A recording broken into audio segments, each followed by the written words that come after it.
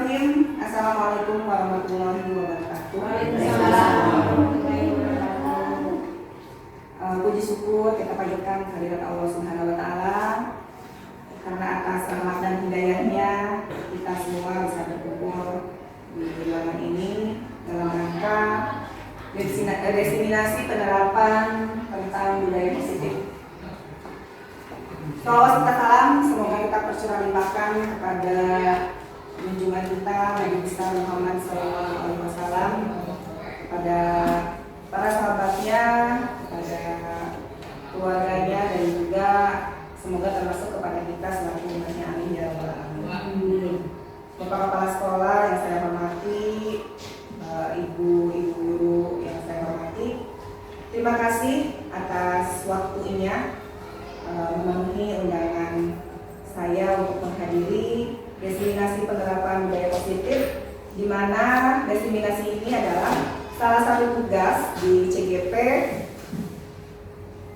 untuk mengajak mungkin ya, atau bukan mengajak, menyebarkan bagaimana pemahaman saya terhadap modul 1.4, yaitu mengenai budaya positif. Tapi sebelumnya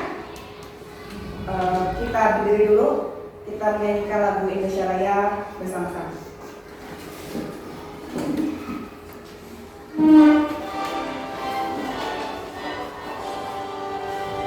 Indonesia tanah airku, tanah tumpah darahku.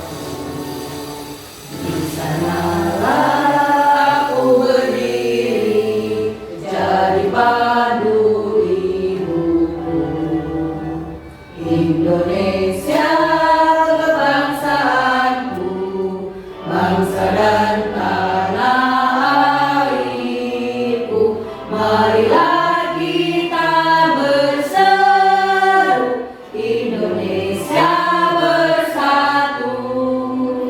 Hiduplah tanahku, hiduplah negeriku, bangsaku, rakyatku semuanya. Bangunlah jiwanya, bangunlah badannya untuk Indonesia Raya. Indonesia Raya, merdeka, merdeka, tanahku, negeriku yang ku cinta. Indonesia Raya, merdeka, merdeka, hiduplah Indonesia Raya. Indonesia Raya, merdeka, merdeka, tanahku, negeriku yang ku cinta. Indonesia Raya, merdeka, merdeka, hiduplah Indonesia Raya. Ya, silakan kembali Bapak Ibu.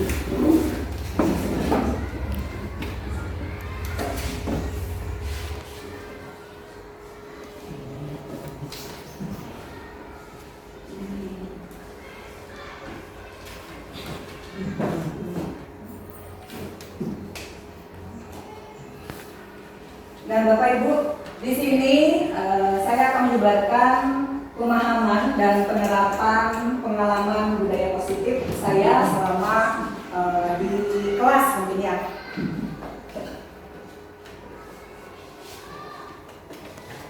Pemahaman yang akan disebarkan pada diseminasi ini adalah tentang konsep inti dari budaya positif itu sendiri.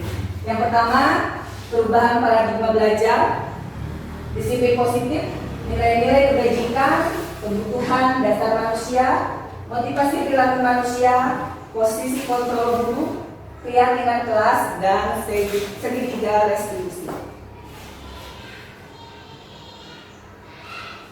Sebelumnya, sekarang itu paradigma belajar siswa-siswi kita sudah sangat berbeda ya Bapak Ibu. Dimana sekarang ini kita diarahkan untuk menuntun para murid kita itu mempunyai profil pelajar Pancasila. Yang pertama, beriman, bertakwa kepada Tuhan Yang Maha Esa, dan berakhlak mulia, berkebinekaan global, bergotong royong, kreatif, bernalar kritis, dan mandiri. Nah, dari sini kita juga harus bisa mengayomi seluruh peserta didik kita. Kita harus bisa merancang pembelajaran yang bisa memenuhi semua kebutuhan murid kita. Dengan cara apa, Bapak Ibu? Nah, di sini ada suatu prinsip pembelajaran yang berdiferensiasi. Nah, maksudnya pembelajaran yang berdiferensiasi ini adalah pembelajaran yang bisa memenuhi semua kebutuhan murid kita. Dari segi apa? Dari segi kesiapan belajar, dari segi minat, dan juga dari segi profil belajar murid.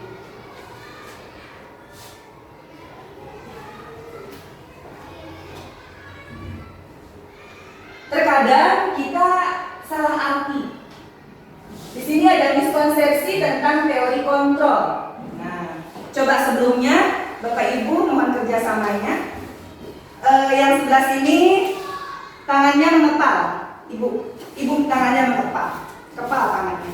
Terus ibu sama bapak coba berikan arahan atau bilang ke ibu ya, ke ibu yang mengepal itu. Ini yang dikepal itu Bu, sesuatu yang dianggap ibu itu sangat berharga, sesuatu yang sangat berharga, sangat penting.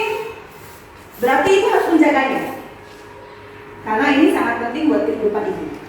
Nah, terus ada pengaruh dari luar. Misalkan bapak sama ibu ada pengaruhnya. Coba Bu, bujuk dengan segala cara agar ibu ini bisa untuk membuka atau akan tetap menutup. Kepala Ya, bisa dengan cara memarahi, menghardik, misalkan ibu buka, segala macam. Bahkan sampai bisa menawari uang misalkan.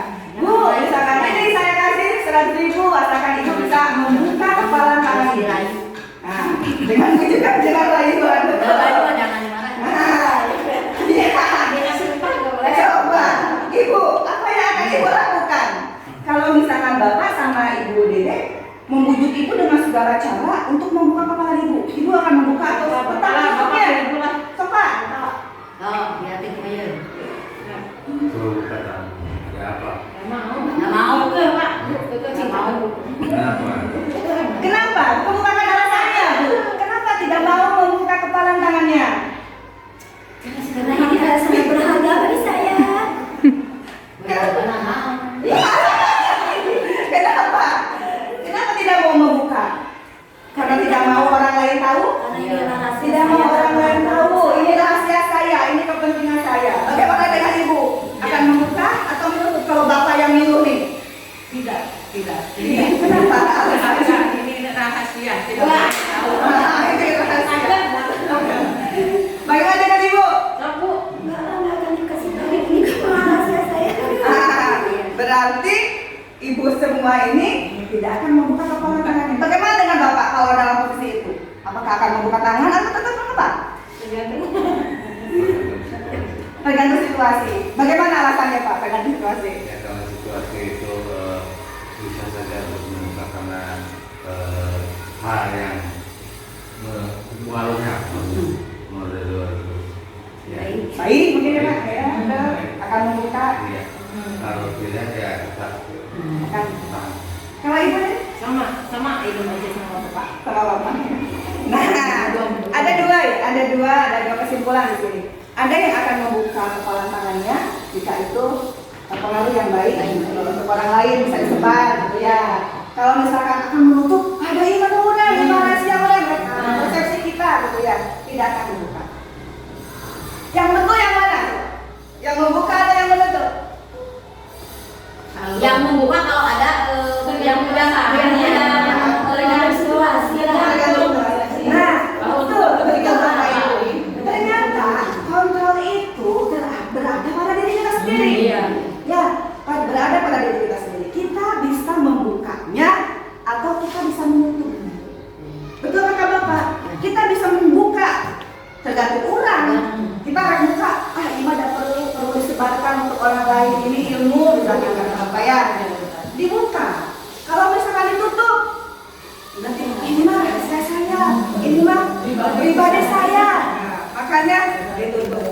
bergantung kepada siapa? Kepada diri kita sendiri. Betul, Bapak Ibu. Sekali. Nah, di sini ada miskonsepsi tentang teori kontrol. Ada ilusi guru mengontrol murid. Kadang kita juga begitu ya, Bapak Ibu, ke murid kita. Ayo, cepat. Nulis, ayo cepat baca. Ada juga ilusi bahwa semua penguatan positif itu efektif dan bermanfaat. Misalkan kadang di sekolah kita kalau menguatkan tindakan positif ke anak, misalkan di kelas 2 ya itu misalkan kotor kelasnya, tapi kita dengan marah-marah, dengan gaya marah-marah, bersih, itu manfaatnya baik memang ya, demi kebersihan. Tapi kadang itu penguatan yang kurang efektif. Cara menyampaikan. Ya betul ya. Nah, terus ilusi bahwa kritik dan membuat rasa bersalah itu menguatkan karakter. Kadang ya sebelumnya juga apa yang sebelum saya memahami tentang modul di 1.4 tentang budaya positif, itu kadang sesuatu yang sudah saya lakukan itu ternyata salah, ternyata salah paradigma murid belajar kita sekarang. Kritik dan membuat rasa bersalah maupun menguatkan karakter. Misalkan tadi yang tidak bisa menulis, kamu kenapa sih nggak bisa menulis aja? Itu kan menjas anak bahwa dia bersalah kan, dia kenapa tidak mau menulis terus gitu ya.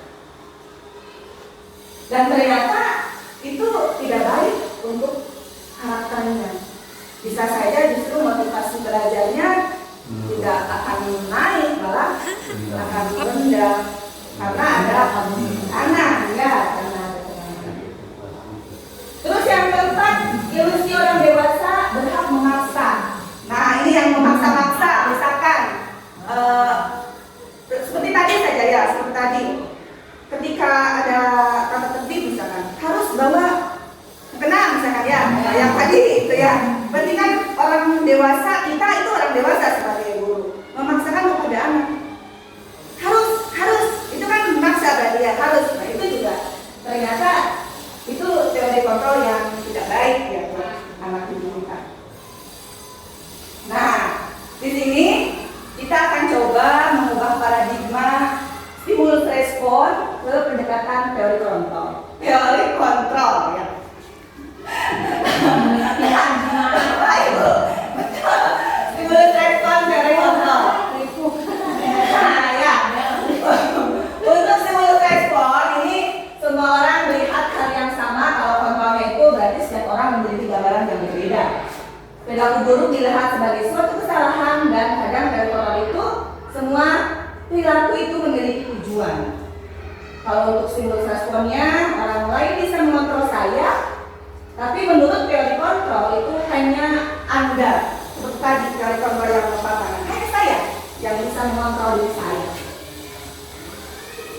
Dan terakhir model berpikir menang atau salah, sama ya. Untuk teori kontrol juga berpikirnya menang atau menang, justru kebalikannya ya Bapak Ibu. Nah di sini tentang disiplin positif. Sebelumnya, menurut Bapak Ibu, kalau disiplin positif disiplin itu yang bagaimana ya, Bu Yati? Kalau orang yang berdisiplin itu Yang menyadari dirinya sendiri, kalau tidak menyadari dirinya dalam kondisi itu. orang yang sadar akan dirinya. Sadar diri sendiri. Terus kalau menurut Ibu bagaimana, Bu Dede? Taat terhadap disiplin, tapi disiplin.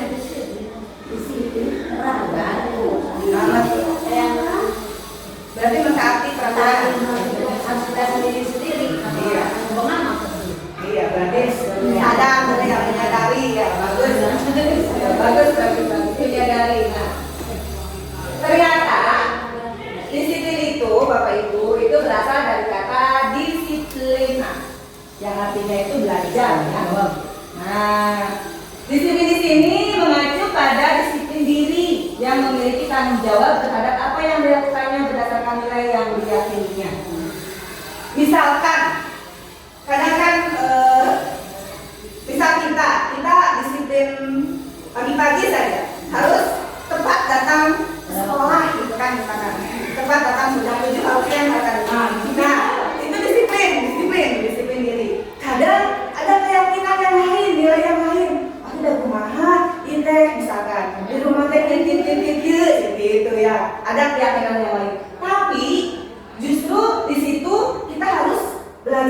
bertanggung jawab, terus belajar bertanggung jawab sampai disiplin yang sebenarnya bisa tercapai oleh kita sendiri ya. Kalau disiplin positif, apa itu disiplin positif? Nah, disiplin positif di sini adalah salah satu cara penerapan disiplin yang bertujuan untuk menumbuhkan kesadaran, betul ya tadi kata Bu Yati, serta memberdayakan peserta didik tanpa imbalan, tanpa penghargaan, tanpa ancaman ataupun hukuman. Nah, misalkan kembali ke tadi ya Bu Yati, yang harus tepat datang, bukan karena kepala sekolah misalkan. Ayo, harus tepat datang ke sekolah jam 7. Berarti kan itu bukan dari kesadaran dirinya kalau ada perintah dari Bapak.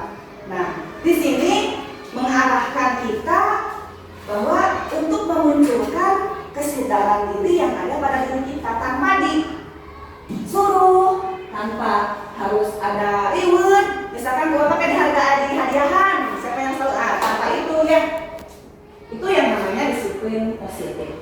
Nah, kita sebagai pendidik di sini, kita juga harus bisa menciptakan peserta didik yang memiliki disiplin diri sehingga mereka berperilaku mengacu kepada nilai-nilai kebajikan universal dan memiliki motivasi intrinsik dalam perubahan perilaku ke arah yang lebih baik. Nah, nilai-nilai kebajikan universal yang bagaimana? Nanti akan dibahas. Motivasi intrinsik itu apa? Kalau motivasi intrinsik itu motivasi yang timbul dari dirinya sendiri. Seperti tadi, tanpa paksaan, tanpa hukuman, tanpa penghargaan, tanpa disuruh. Itu akan ada kesadaran. Nah, kita itu sebagai seorang guru harus mengantarkan peserta didik kita supaya mereka mempunyai motivasi intrinsik. Jadi mereka sadar sendiri tanpa kita harus suruh-suruh, tanpa kita harus kasih reward, atau tanpa kita harus dihukum. Nah, di sini nilai-nilai kebajikan. Nilai-nilai kebajikan ini adalah nilai yang disepakati bersama. Apa saja? Profil belajar Pancasila yang tadi, yang 6. Menurut Igo Free Memorials Program, ada toleransi, rasa hormat, integritas, mandiri, menghargai, antusia, empati, pengetahuan, kreativitas, kerjasama, percaya diri, dan komitmen. Sedangkan menurut keterampilan hidup atau life skill, itu dapat dipercaya, lurus hati, pendengar yang aktif, tidak merendahkan orang lain, dan memberikan yang terbaik dari diri. Ini adalah nilai-nilai kebajikan yang harus kita terapkan untuk anak didik kita. Nah, ketika kita mau menerapkan nilai kebajikan, Bapak Ibu, kadang ada saja anak didik kita yang menyimpang, membuat pelanggaran, ya, dia tidak berjalan tidak pada rel yang seharusnya. Misalkan di kita ada yang suka memalak temannya. Kadang di situ sebenarnya kita harus tahu dulu apa. Pasti mereka punya kebutuhan dasarnya sendiri. Ya, kebutuhan dasar manusia. Kenapa dia bisa memalak, bisa meminta, memaksa uang? Pasti dia punya alasan. Ya, alasannya. Nah, ini alasannya itu pasti karena dia mempunyai kebutuhan dasar. Apa itu kebutuhan dasar? Bisa dilihat bahwa kebutuhan dasar manusia itu adalah segala sesuatu yang kita lakukan untuk mendapatkan apa yang kita inginkan. Seluruh tindakan yang kita lakukan memiliki tujuan tertentu, dan semua usaha terbaik yang kita lakukan adalah dalam rangka agar kebutuhan dasar kita terpenuhi dengan baik. Nah, itu untuk kebutuhan dasar. Nah, kebutuhan dasar apa sebenarnya yang ada pada diri kita sama dengan diri peserta didik kita? Ada Ada 5, Bapak Ibu. Ada 5 kebutuhan dasar manusia yang ada pada kita. Yang pertama, bertahan hidup, life skill. Itu kebutuhan dasar kita. Kita perlu makan, perlu pakaian, tempat, keamanan, dan juga kesehatan. Kebutuhan dasar yang kedua yaitu kasih sayang dan rasa diterima. Nah, rasa diterima, dipedulikan, berbagi, bekerja sama, rasa kasih sayang itu adalah kebutuhan dasar kita. Kebutuhan dasar yang ketiga itu penguasaan. Yang seperti apa penguasaan itu? Harga diri, keinginan untuk dianggap, memimpin, berprestasi, kita diakui atau didengar, itu kebutuhan dasar kita. Diakui atau tidak, disadari atau tidak, itu pasti ada pada diri kita.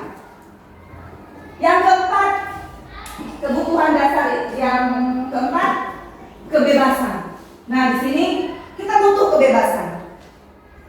Kita butuh apa kebebasan di sini?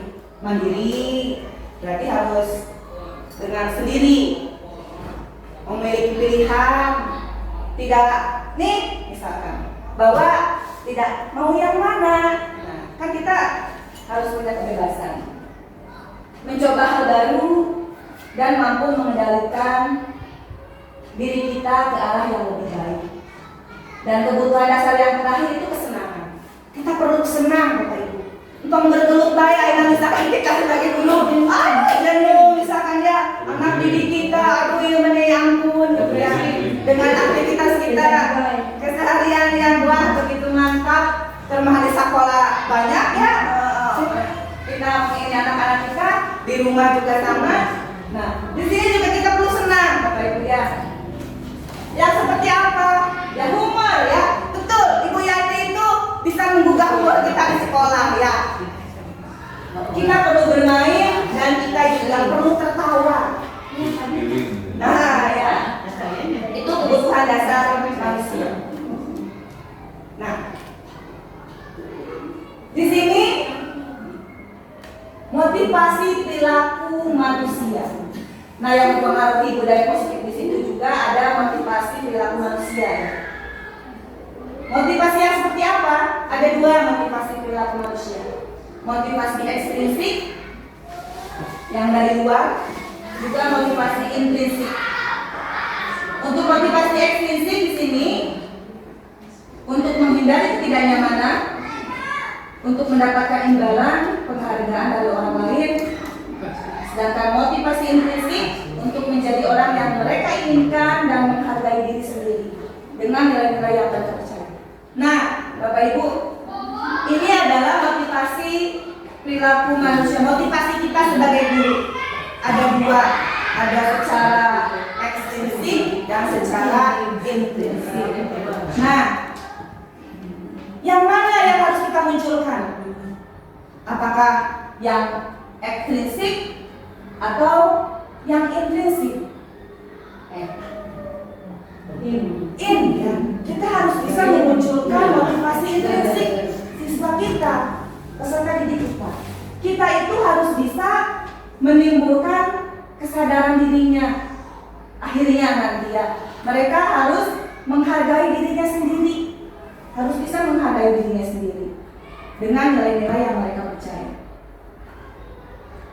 Kalau motivasi ekstrinsik untuk menghindari ketidaknyamanan hukuman, misalkan anak didik kita dia taat tata tertib, semua setiap hari Senin misalkan semuanya lengkap. Tapi lengkap di sini apakah karena dia takut hukuman atau karena dia menghargai dirinya sendiri? Ini juga sama. Selain karena dia takut hukuman, misalkan dia ingin penghargaan dari orang lain. Nah, itu motivasinya. Tapi kita sebagai pendidik di sini harus bisa justru memunculkan peserta didik kita itu mempunyai motivasi intrinsiknya. Dia harus sadar sendiri tanpa dia takut hukuman, juga dia tanpa harus dikasih penghargaan oleh kita.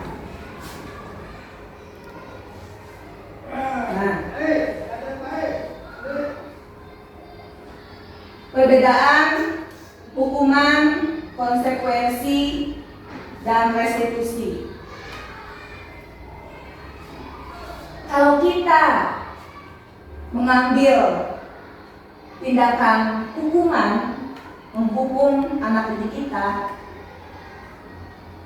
itu biasanya kegiatannya itu tiba-tiba, tidak terencana. Misalkan di kelas saja, karena tidak menulis, gurunya kadang bisa menghukum, kamu tidak menulis, Jangan lupa. kerjakan tugas atau sasapu, bersihkan. Apakah itu terencana? Tidak ada dalam RPP-nya ujuk-ujuk harus membersihkan lantai, gitu ya. Itu tidak terencana karena itu sifatnya hukuman. Terus murid tidak tahu apa yang akan terjadi atau tidak dilibatkan, bersifatnya satu arah. Hukumannya itu bisa berupa fisik atau psikis. Kalau fisik berarti misalkan tadi ada yang cubit. Terus kalau psikisnya berarti ke jiwanya, gitu ya, disindir, kena kan ininya, gitu ya. Ya, mentalnya kena. Itu tidak baik. Nah, ada lagi konsekuensi. Kalau konsekuensi bedanya dengan hukuman apa? Kalau konsekuensi di sini itu ada terencana, ada rencananya, ada kesepakatannya. Nah, iya, misalkan ada satu di sekolah, ya kalau tidak mentaati, apa nih sanksinya? Itu konsekuensi. Murid tepat dibuat tidak nyaman. Memang kadang untuk konsekuensi di sini juga murid akan tidak nyaman, karena kalau dia melanggar aturan, dia harus menerima konsekuensi. Ya, apa yang harus dia dapat konsekuensinya ketika dia melanggar aturan. Nah, yang terakhir, sikap guru harus selalu memonitor murid. Nah, di sini kalau tipe konsekuensi, ya kita berarti harus selalu memonitor anak didik kita, apakah dia melanggar atau tidak. Kalau dia melanggar berarti konsekuensinya begini. Nah, kalau untuk restitusi di sini justru ini yang lebih baik mungkin ya. Atau nanti Bapak Ibu coba dipilah-pilah, dipilih mana yang terbaik dari ketiga di sini. Untuk restitusi di sini yaitu proses menciptakan kondisi bagi murid untuk memperbaiki kesalahan. Dan ini dilakukan secara kerjasama dan mengajarkan murid untuk mencari solusinya sendiri. Misalkan ada anak didik kita yang melanggar, tadi misalkan ya, kalau yang melanggar, kalau kita kasih hukuman, dia akan kena psikisnya atau fisiknya. Kalau dilihat dari konsekuensi, berarti dia juga akan merasa tidak nyaman. Ya, kalau dia melanggar, berarti harus ada konsekuensi. Nah, justru restitusi di sini, guru itu diarahkan untuk menciptakan murid memperbaiki kesalahannya. Misalkan ada anak yang melanggar aturan, kita pasti tanya dulu, apa alasannya? Kenapa anak melakukan hal tersebut?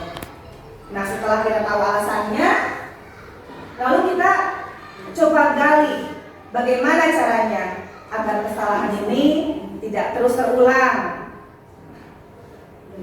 Nanti yang memberikan solusinya itu bukan kita sebagai guru, tapi melainkan dirinya sendiri yang menggali, dirinya sendiri yang bisa memperbaiki kesalahannya dengan bantuan kita yang membantu, kita yang menuntun untuk mencarikan solusinya sendiri. Nah, kita sebagai guru nih, ada 5 posisi kontrol sebagai guru. Tadi sudah disinggung beberapa. Nah, 5 posisi kontrol guru di sini. Yang pertama, sebagai penghukum, pembuat merasa bersalah, bisa sebagai teman, sebagai pemantau, dan juga sebagai manajer. Sebagai penghukum, yang seperti apa sih kalau menghukum? Nah, misalkan tadi yang tidak bawa mukena, berarti kan akan langsung hukumannya, kamu silakan pulang, bawa mukenanya. Itu kan hukuman ya. Hukumannya berarti silakan kembali.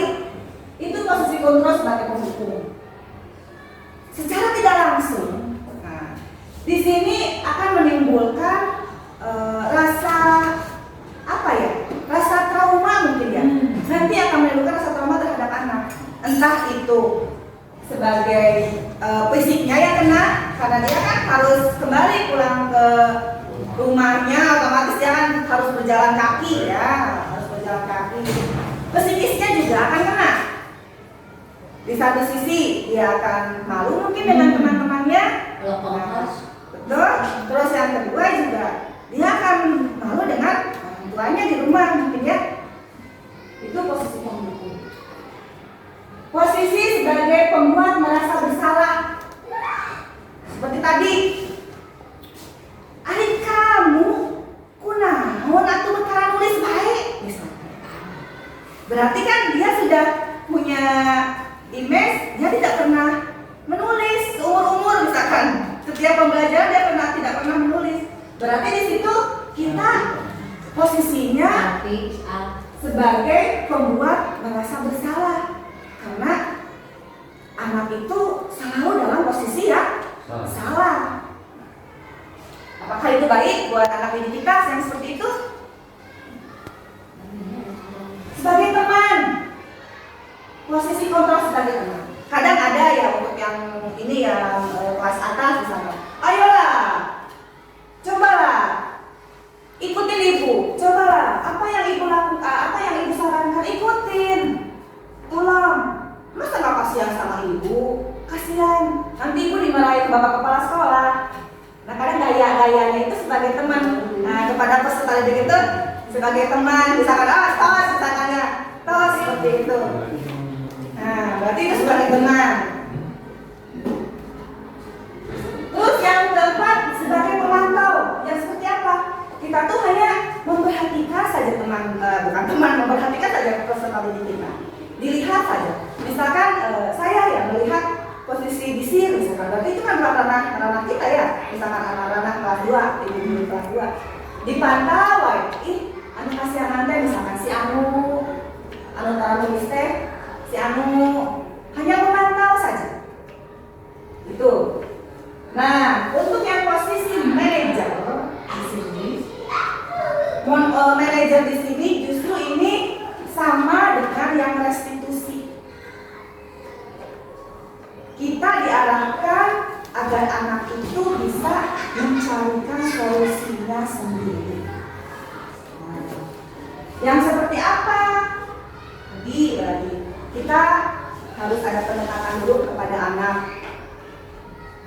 Anak itu misalkan yang punya hukuman, kita bawa dulu ke ruangan yang berbeda. Tidak ada teman-temannya misalnya. Kita tanya, kenapa melakukan hal tersebut? Pastikan tadi kalau seseorang melakukan kesalahan, pasti dia mempunyai kebutuhan dasar. Apa kebutuhan dasarnya? Karena anak itu melakukan kesalahan karena dia punya kebutuhan dasar. Entah itu karena bertahan hidup, apakah perlu kesenangan, perlu kebebasan, perlu penguasaan, pasti ada alasannya. Setelah dikemukakan alasannya, kita tuntun. Nah, kita coba. Memang semua orang pasti melakukan kesalahan. Tidak ada orang yang tidak pernah melakukan kesalahan. Sama misalkan saya pun pernah melakukan kesalahan. Tapi di situ kita arahkan anaknya. Yuk, biar kita tidak melakukan kesalahan yang sama. Apa nih kira-kira yang kita harus memperbaikinya itu dengan cara bagaimana? Kita tuntun anak didik kita. Biar dia sendiri yang berbicara. Misalkan ada yang sering tidak mengerjakan tugas, ya dia. Pasti alasannya kenapa tidak mengerjakan tugas. lupa bu atau ketiduran. Berarti kan dia ada kebutuhan dasar di situ, dia perlu kebebasan mungkin ya, karena perlu kebebasan. Dia nggak mau belajar terus malamnya karena dia butuh main, butuh nonton TV. Kita di situ butuh bisa nonton HP. Nonton HP juga sebetulnya ada baiknya juga bu sebenarnya. Ada sisi positif dan juga ada sisi negatif. Nama negatif ya kalau kita tidak mengontrol ya, tidak mengontrol anak kita. Saya dikontak Ada wifi. karena wifi. Nah, setelah tahu alasannya diarahkan bagaimana cara memperbaikinya. Setelah itu sebelumnya di manajer ini kita harus dikaitkan dengan keyakinan kelas. Nah, nanti Bapak Ibu untuk setiap kelas berusaha membuat keyakinan nilai-nilai apa sih yang perlu kita sepakati bersama di kelas ini. Nanti anak-anak diarahkan ke sini ke keyakinan kelas. Setelah diarahkan ke keyakinan kelas, yakin dengan keyakinan kelas yang sudah disepakati, yakin. Misalkan yang tadi yang tidak mengerjakan tugas, kan ada keyakinan kelasnya harus tepat mengerjakan tugas. Yakin dengan itu? Iya bu, yakin. Berarti mulai kapan nih harus mengerjakan tugas? Mulai sekarang. Bagaimana caranya? Biar tidak mengulangi kesalahan, tidak mengerjakan tugas. Berarti malamnya, misalkan nonton TV-nya jangan sampai malam-malam. Itu dia sendiri nanti yang akan mengungkapkan solusi. Itu untuk posisi manajer. Keyakinan dengan kesepakatan kelas. Nah, nanti ada kalau keyakinan kelas dengan kesepakatan kelas sama tadi nanti. Nah, coba nih, ini contoh penerapan 5 posisi kontrol. Kasusnya misalkan siswa laki-laki yang rambutnya dikategorikan panjang karena sudah mengenal ke daun telinga. Dikatakan ya ada ini. Poninya juga sudah menutupi mata pada saat upacara bendera. Nah, ada istilah nanti kamu angkat pada bendera selama 30 menit ya. Hukuman. Berarti itu maksudnya apa? Hukuman. Hukuman, betul sekali hukuman. Nah ini berapa kali ibu bapak harus memberitahu kamu agar kamu selalu saja mengecewakan ibu dan bapak? Itu posisi apa? Peringatkan. Tadi kan ada berapa posisinya? Ya. Ada 5. Nih, ada penghukum, pembuat merasa bersalah, teman, pemantau, manajer. Nah, kalau yang ini berapa kali ibu bapak harus memberitahu kamu selalu saja mengecewakan. Berarti merasa bersalah, betul ya. Pembuat merasa bersalah. Kan selalu mengecewakan. Berarti lain sekali 2 kali ya selalu makan sering. Nah, ini yang ketiga. Ayo dong ikut aturan sekolah. Tolong bantu ibu, tolong bantu bapak ya. Nah, ini posisinya sebagai. Nah, ini yang keempat. Kamu sudah melanggar peraturan sekolah. Kamu tahu konsekuensinya? Setelah pulang sekolah, kamu potong rambutnya ya dan jangan diulangi lagi. Itu posisi apa? Bukan apa ya? Manajer tadi kan? Ayo mana? Pemantau ya, pemantau. Diinikan dengan konsekuensi. Nah, ini yang terakhir. Apakah kamu tahu kesalahanmu? Kira-kira bagaimana kamu memperbaiki kesalahanmu? Nah, ini posisi apa? Tadi terakhir. Nah, posisi manajer. Nah, coba Bapak Ibu, dari kelima posisi kontrol guru, mana yang terbaik menurut Bapak Ibu? Tidak ada. Masa tidak ada? Sebagai teman? Betul. Supaya anak berpikir kritis untuk memperbaiki. Iya, kita kan kembali ke paradigma. Ya, kembali ke paradigma. Kembali ke paradigma ya. Bahwa kita itu dituntun, anak didik kita itu dituntun untuk mempunyai karakter, profil lebih baik, betul. Ya, ini Bapak Ibu posisi manajer lah yang terbaik, yang idealnya. Di antara 5 itu yang harus kita lakukan kepada anak didik kita. Kita harus tahu dulu kesalahannya, alasannya kenapa. Terus bagaimana cara memperbaiki?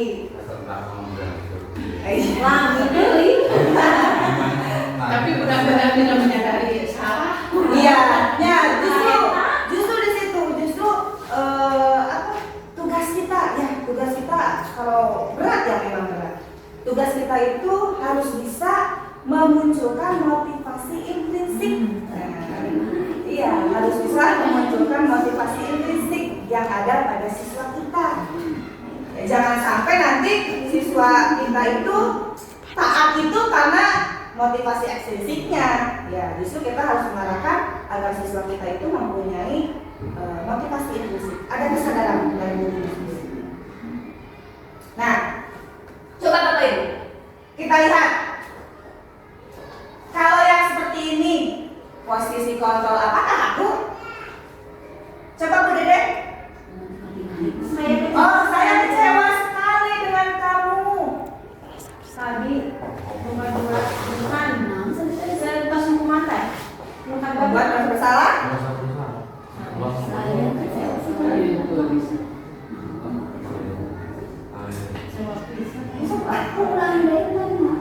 Ulangi lagi yang tadi. Nah, ini penghukum, membuat merasa bersalah, teman, pemantau, manajer.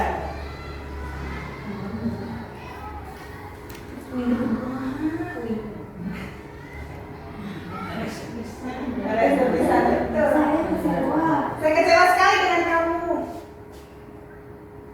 Apakah sebagai penghukum, pembuat merasa bersalah? Iya, ini adalah pembuat merasa bersalah. Saya kecewa sekali. Betul. Saya kecewa sekali dengan kamu. Bisa menghukum? Hukuman? Penghukum bukan? Saya kecewa sekali dengan salah.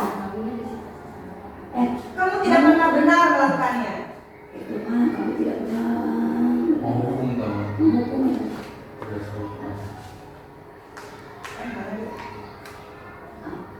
Apa rencanamu untuk menyelesaikan masalah ini? Tadi terakhir Manajer. Ayolah, kamu tidak pernah mendapat nilai jika tidak mengerjakan tugas. Nah, ini nanti kembali ke keyakinan kelas yang tadi yang manajer ya. Jadi anak itu dikembalikan ke keyakinan kelas. Nah, mengapa sih keyakinan kelas? Mengapa bukan peraturan kelas? Atau kesepakatan kelas?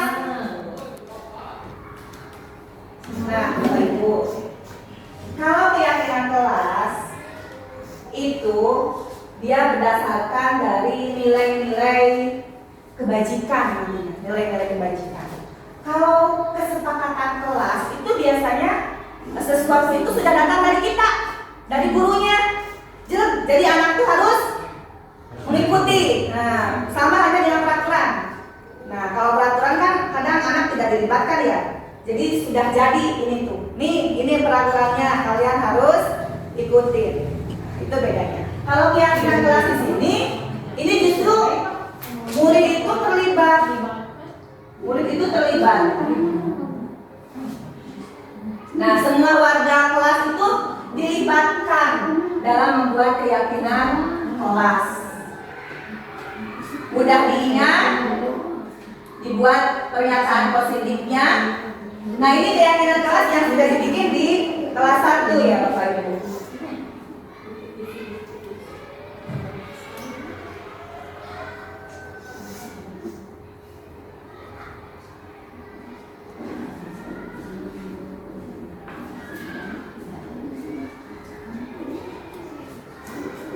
Di kelas di rumah mahamnya darosok lalu tambok bapak tapi tadi pas istirahat kerbatnya itu memperang ngecek di kelas kan naon si pajan lalu ke botol minuman mungkin aku bos bukannya marek yang sih nasi itu nasi uki nasi sauki nasi pajan Ya. udah Terus nanti apa yang Ibu lakukan?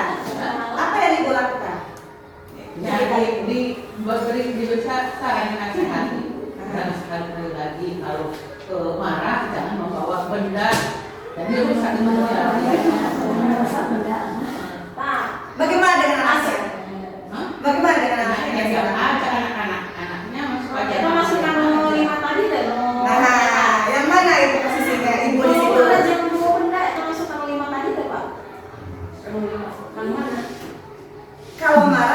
membawa benda. Bisa saja itu ke Jangan merusak benda kayak gitu. Jangan membawa memukul fisik, jangan merusak benda gitu. iya. Jadi oleh kata-kata aja itu, kata-kata jangan kotor. Iya, Kalau jadi sama-sama emosi kan. kita itu hanya mengarahkan anak misalkan untuk jadi lebih baik, tapi tidak memunculkan iya, itu masuknya ke sana, masuknya ke tidak memunculkan motivasi intrinsipnya, dia tidak sadar. Harusnya digiring ke bagaimana mensolusinya anaknya sendiri yang memunculkan. Misalkan kenapa tadi membuang atau mengikat air misalnya. Itu kan kasus Saukina itu sudah. Oh ya. Hubungan ada yang Urusannya si pelajaran di si pelajaran sama dia aja. Jadi yang lain, teman-teman lain yang ngepel. Soalnya apa mau ngepel ya buat untuk yang mengepel. Nah, itu harusnya ibu nanti coba diarahkan untuk semuanya ya, kita mencoba mengarahkan anak itu kita gali dulu apa alasannya, terus setelah kita gali alasannya, terus kita arahkan diri. Kira-kira hal seperti itu baik tidak menurut kamu misalkan ya? Baik tuh, aina mau boskeun anu teh baik tuh. si belajar masuk jadi di luar kontrol emosi teh. Terlalu emosi saya tahu apa saja yang dekat di rusak. Iya. Seperti si Irfan ya, itu karena memang kalau Irfan sama Irfan itu punya ini ya, ada inklusif lah ya, beda penanganannya juga kan beda Bu dengan siswa-siswa yang lain. Nah kalau Fajar itu mah masih bisa lah ya, masih normal. Jadi tidak ada yang tanggung jawab, jadi saling menyalahkan kata si Sauki ini, kata si Fajar ini dan itu. Tapi yang paling fatal itu si Fajar suka merusak kalau marah. Nanti mah coba Fajarnya dibawa Bu, Fajarnya dibawa ke ruangan tertentu, tanya satu-satu, jangan kedua-duanya. Tanya satu menurut Fajar, kira-kira saat si anu Bu, si anu nah. Terus yang si Fajar itu sama siapa? Dia berkalinya atau ininya ajak yang itunya sama ibu bawa. Apa alasannya? Bukan dari satu orang, kita ngambil dari kedua pihak. Bukan nanti dari orang lain gimana? Dikelirkan dulu, setelah tahu alasannya, diyakinkan itu salah tidak. Pasti mereka akan jawab itu tidak baik. Kalau tidak baik kenapa dilakukan? Nah seharusnya bagaimana? Kalau kita marah harusnya bagaimana? Jangan sampai membuang itu misalkan. Pasti anaknya akan ngomong sendiri. Itu pancing dengan kita supaya anak bisa mencari solusinya sendiri. Nah, nanti diarahkan ke keyakinan kelas, makanya keyakinan kelas coba dibuat. Nah itu seperti yang contoh di kelas 1 keyakinan kelas. Nanti ini adalah kesepakatan bersama dan harus disepakati bersama. Nah ini contohnya nanti anak-anak itu diberikan pemahaman nilai-nilai kebaikan yang harus diterapkan di kelas. Lalu setelah itu dituliskan di kertas, di depan, dipajang. Pasti setiap orang beda-beda. Nanti kita tarik kesimpulan, maka akan jadi keyakinan kelas yang disepakati oleh semua warga. Seperti itu tata tertib keyakinan kelas. Kalau tata tertib beda lagi. Kalau tata tertib mah sudah jadi seperti tadi yang kita bahas. Kesepakatan bersama dalam satu kelas. Betul. Beda dari sama, langsung just. Dan diurang, tata tertib kan biasanya diurangnya langsung jelek. Iya, kalau keyakinan kelas mah, jadi Kalau punya kesalahan apa? Coba. iya didirikan. Coba ya di kelas teh kita tuh harus bagaimana itu nilai-nilai yang baik yang seperti apa yang harus kalian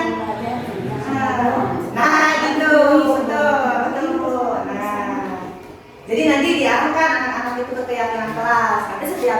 Kalau anak-anak melanggar, melakukan pelanggaran, kembalikan ke keyakinan kelas. Ini kan yang kalian bikin.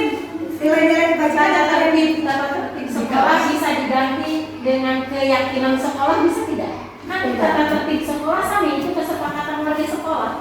bisa bedanya kalau tata tertib kan kadang kita langsung jelek ya.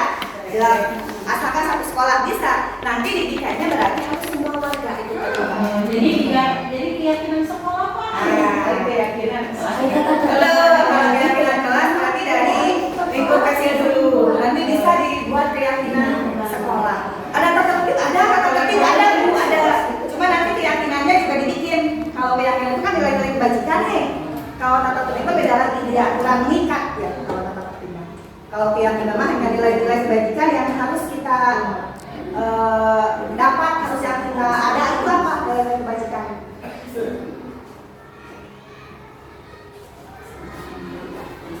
Nah, ini untuk mengatasi permasalahan yang ada di sekolah, Bapak Ibu. Kita jangan lagi berada pada posisi kontrol penghukum. Kita jangan ada lagi berada di posisi kontrol pembuat merasa bersalah, teman, atau juga pemantau. Tapi kita harus berada pada posisi manajer, di mana mengajak siswa didik kita itu untuk menemukan sendiri solusinya, mencari apa kesalahannya, dia sadar, terus bagaimana memperbaikinya, dia juga yang mengupakan. Bagaimana caranya? Nah, posisi manajer di sini bisa digunakan dengan segitiga restitusi, Bapak Ibu. Apa itu segitiga restitusi? Nah, segitiga restitusi di sini adalah suatu proses dialog yang dijalankan oleh guru agar dapat menghasilkan murid yang mandiri dan bertanggung jawab. Ada 3 tahapan, Bapak Ibu. Yang pertama itu menstabilkan identitas. Yang kedua, validasi tindakan yang salah. Dan yang ketiga, menanyakan keyakinan. Nah, kita coba aplikasikan dengan contohnya Ibu tadi, Ibu Juju. Ada anak emosinya tidak terkontrol atau karena membuang minuman, dibuang dia sampai pecah misalkan. Pertama yang harus kita lakukan itu stabilkan dulu identitas, stabilkan dulu jiwa anak, tenangkan dulu anaknya. Nah, pertama tenangkan dulu anaknya, diajak ngobrol,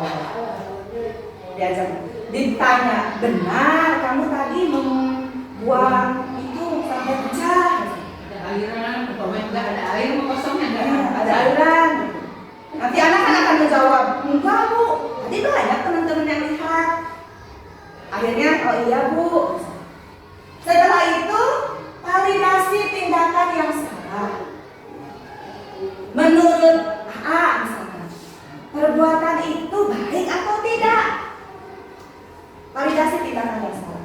Jawabannya pasti tidak baik ya. Masa baik misalkan itu? Tidak baik. Nah di sini kita ada percakapan begini. Semua orang pasti pernah melakukan kesalahan. Itu tindakan yang salah ya, validasi tindakan salah. Karena memang semua orang tidak pernah betul. Pasti saja pernah melakukan kesalahan. Termasuk saya. Begitupun dengan kamu ya, melakukan kesalahan. Tapi pasti ada alasannya. Kenapa bisa seperti itu? Digali alasannya seperti apa. Nah, setelah tahu alasannya, kita tanyakan keyakinannya, keyakinan kelas. Kembalikan ke keyakinan kelas kalau ada, misalnya saling menghargai, menghormati, yaitu keyakinan kelas. Kalau sudah ditanyakan, ingat tidak dengan keyakinan kelas kita yang sudah kita sepakati bersama. Misalkan dia Bu ingat apa coba, kan pasti nanya anu. Terus kata anaknya, yakin dengan keyakinan kelas yang sudah dibuat itu? Pasti akan senyum atau apalah ya kalau yang ngerasain itu. Nah kalau yakin, coba diarahkan sama kita. Kalau kita ada anak misalkan, ada teman kita yang marah pasti kan muncul emosian, manusiawi lah ya, muncul emosi. Bagaimana? Apa Bu? Bagaimana cara kita agar anak tersebut bisa menemukan sendiri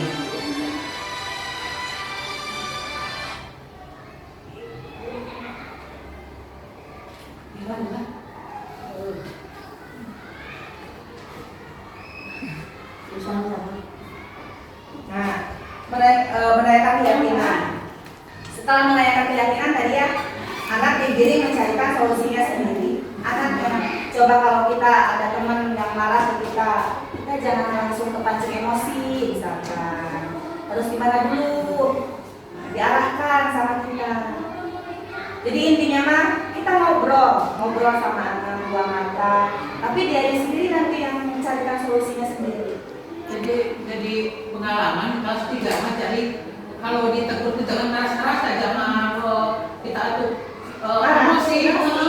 Jadi dengan halus, iya. Semua itu pengalaman saya gitu. Memang Meskipun juga begitu. Iya. Harus halus. Itu posisi kontrol sebagai manajer. Diarahkan lagi dia sampai mencarikan solusinya sendiri. Karena tidak baik suatu permasalahan dengan marah-marah itu kan bukan justru menenangkan anak ya, malah justru akan menambah. Dengan halus kan jadi. Iya, betul. Nah, bagaimana menstabilkan identitas? Nih, ya ada kata-kata prinsip ya, ada prinsipnya. Berbuat salah itu aja. Tidak ada manusia yang sempurna. Ini kata-kata yang bisa dilontarkan untuk anak bisa. Ibu bapak juga pernah melakukan itu. Ibu bapak tidak mencari siapa yang salah, tapi ingin mencarikan solusi. Ya. Terus masuk ke validasi tindakan yang salah. Kamu pasti punya alasan mengapa melakukan hal itu, ya betul tadi. Setelah itu kita harus mencari solusi dari permasalahannya. Nah, masuk ke keyakinan. Tanyakan apa keyakinan kelas kita, nilai-nilai apa yang telah kita sepakati bersama. Apakah kamu ini menjadi orang yang seperti apa? Nanti anaknya sendiri yang akan kembalikan lagi ke anaknya. Kita hanya menuntun.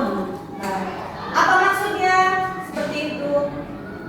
Supaya muncul betul dia bisa mengkoreksi kesalahan sendiri dan juga nanti akan ada kesadaran, timbul kesadaran dari diri. Nah, ini satu contoh penerapan segitiga restitusi dalam satu kasus yang pernah saya sebentar nanti kita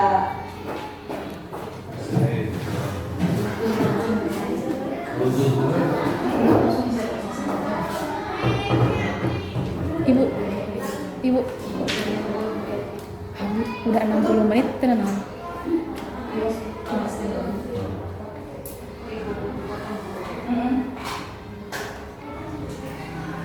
sebarang teh Untuk 60 menit. oh iya jadi ya tuh berarti kan rasanya saja Kayak mana ini?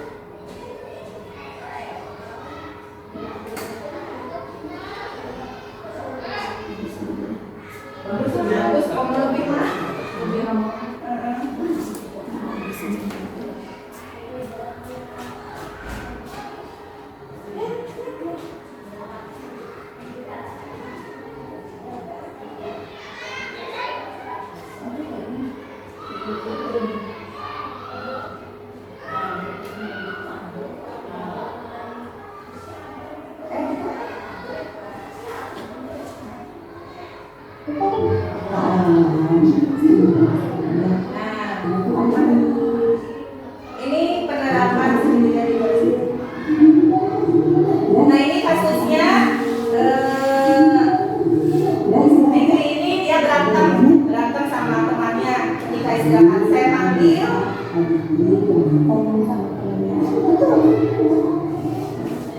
Itu perbuatan baik atau tidak baik? Tidak baik. Semua orang sudah namun tidak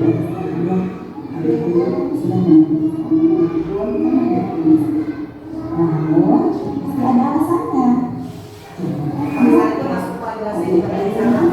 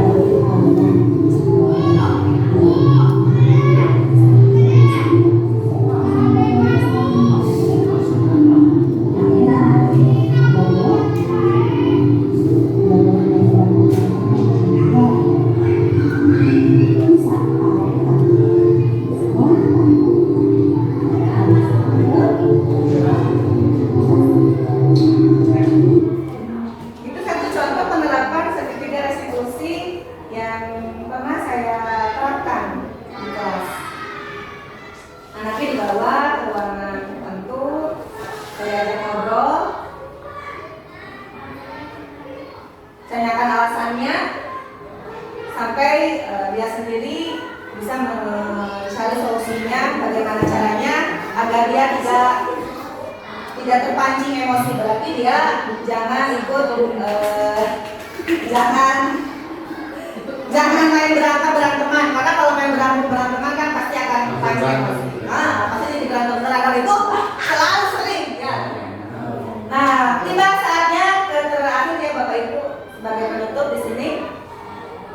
Nah, dalam penerapan program disiplin positif di sini, hendaknya kita sebagai guru memiliki standar kepribadian yang profesional dan sosial yang baik, di mana guru harus mampu merefleksikan dirinya dalam posisi kontrol saat ini.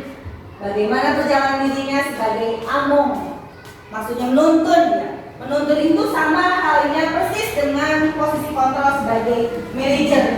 Nah, kita dituntut sebagai kontrol manager, yaitu menuntun murid-murid kita menjadi insan yang mandiri, merdeka, dan bertanggung jawab sesuai dengan standar nasional pendidikan. Terima kasih. Sebelumnya ada pertanyaan? Ya. Tapi tadi juga ya sebenarnya ada pertanyaan ya. Ya. Baik, jawab silakan. Sudah dijawab. Satu. Tadi melihat dari motivasi dari dalam dirinya, ada motivasi intrinsik dan ekstrinsik. Ada tidak atau bagaimana caranya kita melihat pada siswa bahwa itu ada motivasi yang timbul dari dalam atau dari luar? Yang pertama.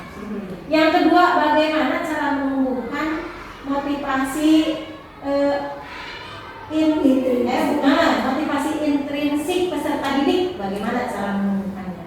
Dan akhirnya kan kita kan mendapatkan hasil murid yang mandiri dan Mandiri. jawab. Untuk motivasi perilaku manusia, tadi kan ada dua ya Bapak Ibu. Ada motivasi ekstrinsik dan motivasi intrinsik. Nah, bagaimana kita mengetahui apakah anak didik kita itu dia misalkan mentaati tempat tertentu itu karena dari dirinya atau dia tak ada hubungan. Nah, justru di sini kembali ke awal. Kontrol itu ada pada siapa Bapak Ibu? Diri sendiri. Berarti siapa yang akan mengetahui mana itu motivasi intrinsik, Dirinya mana sendiri. dirinya sendiri Bapak Ibu? Jadi kembali Tapi ke diri kita kan sendiri. sebagai manajer nih. Nah, kita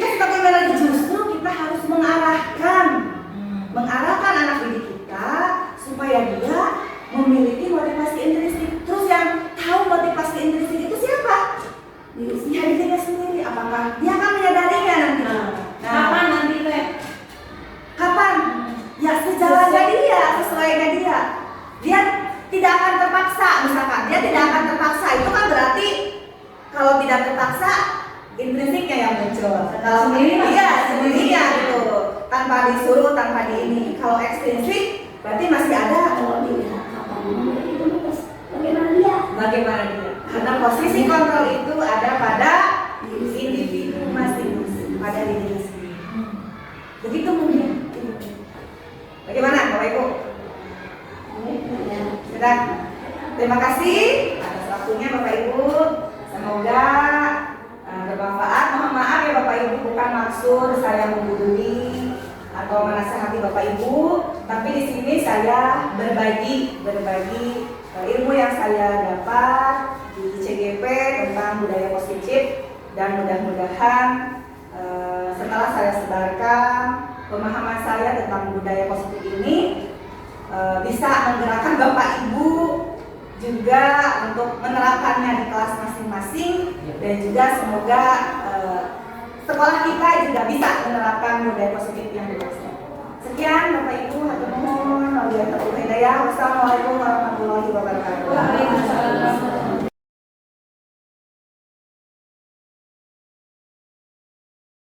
Assalamualaikum warahmatullahi wabarakatuh.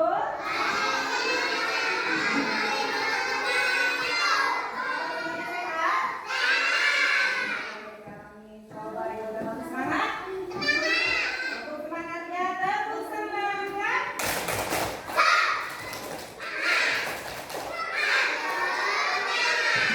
Oke, hebat, anak hebat semuanya. Hari ini kita akan membuat keyakinan kelas. Ya. Ada yang tahu apa keyakinan kelas? Apa? April? Keyakinan kelas itu apa? Nggak tahu.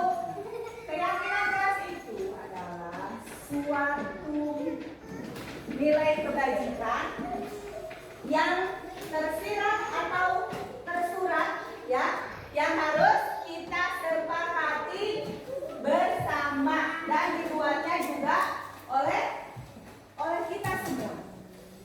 Ya, sekarang kalian tuliskan kira-kira nilai-nilai kebajikan apa saja yang harus kita sepakati di kelas ini. Buku contoh. Tidak boleh. Boleh. Tidak boleh ribut. Jangan ngobrol ketika sedang belajar. Terus langsung cepat mengerjakan tugas, ya. Misalkan. Terus kalau mau keluar dari tempat itu harus izin, ya. Nanti ditulis di kertas ini, ya. Bisa? Bisa. Nanti dibantu, ya. Oke? Ibu bagikan dulu.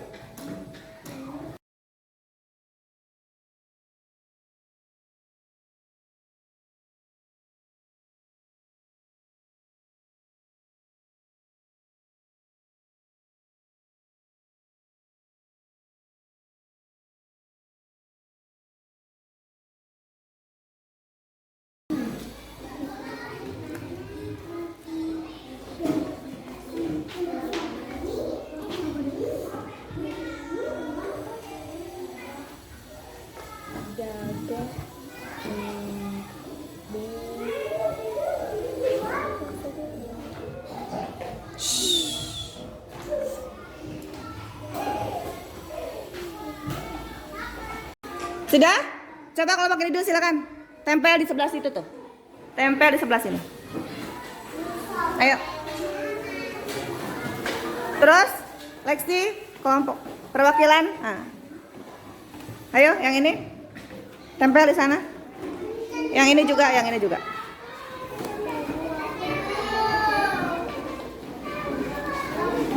Gak usah atas-atas. Stop. Semuanya.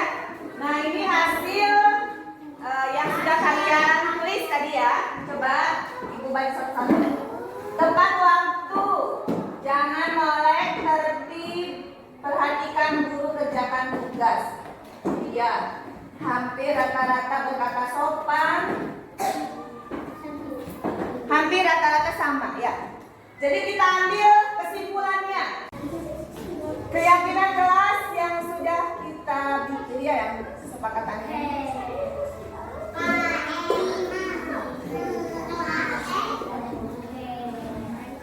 Yang pertama,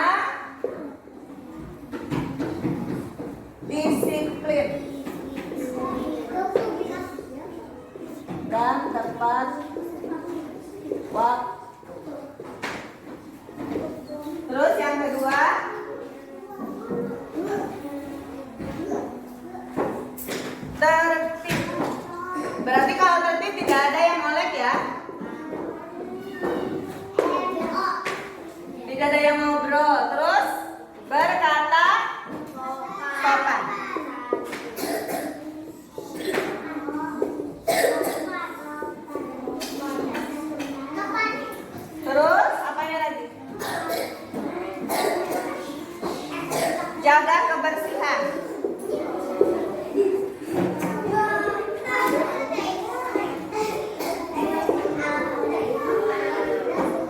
Dan yang terakhir, menghormati dan menghargai.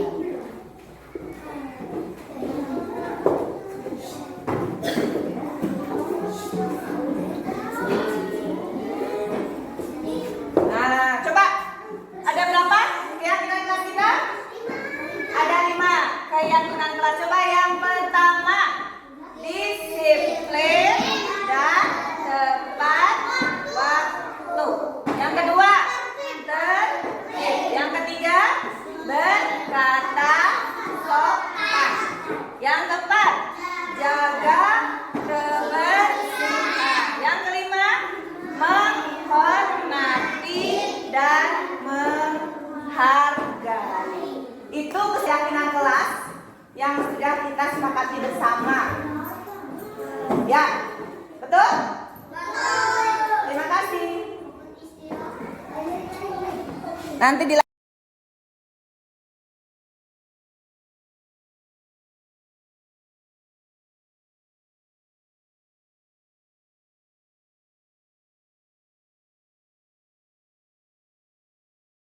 Assalamualaikum warahmatullahi wabarakatuh.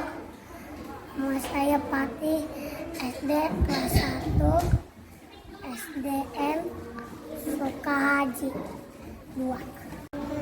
Assalamualaikum warahmatullahi wabarakatuh. Nama saya Alesa, kelas 1, SDN Sukahaji 2.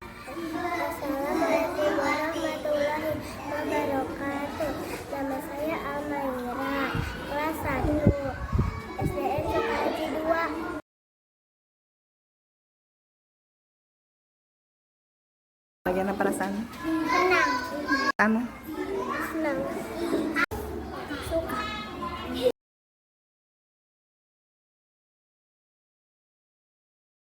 Penting.